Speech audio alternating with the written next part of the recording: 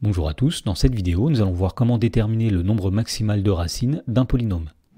Dans l'exemple, dans la première question, on demande dans chaque cas de déterminer le nombre maximal de racines dans l'ensemble des nombres complexes grand C du polynôme P. Donc ici, nous avons deux polynômes P qui nous sont proposés, et donc pour déterminer le nombre maximal de racines de chacun de ces polynômes, nous allons utiliser une propriété que nous allons rappeler tout de suite. Alors, si n est un entier naturel, eh bien un polynôme non nul de degré n admet au plus n racines distinctes dans C.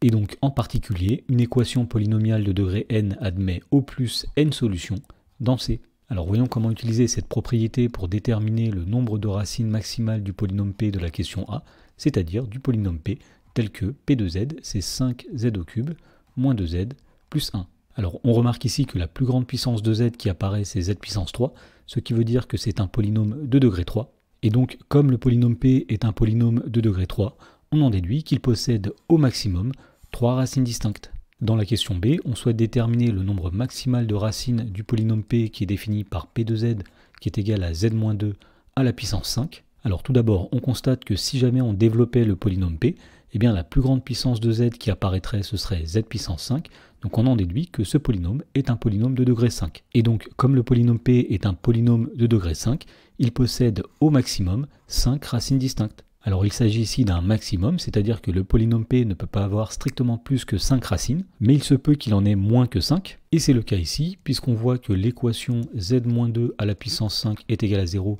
est une équation produit nul, c'est-à-dire qu'elle est équivalente à dire que z-2 égale 0, ou z-2 égale 0, ou z-2 égale 0, etc. C'est-à-dire qu'elle est tout simplement équivalente à z-2 est égal à 0, c'est-à-dire z égale 2.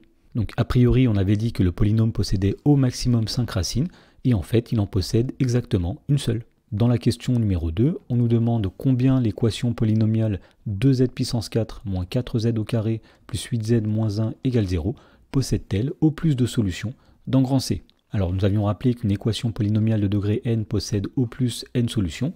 Ici nous voyons que la plus grande puissance de z qui apparaît c'est z puissance 4, ce qui veut dire que c'est une équation polynomiale de degré 4. Et donc comme il s'agit d'une équation polynomiale de degré 4, eh bien on peut dire que cette équation possède au maximum 4 solutions. Alors il se peut qu'elle en ait 0, 1, 2, 3 ou 4, mais elle ne peut pas en avoir strictement plus que 4.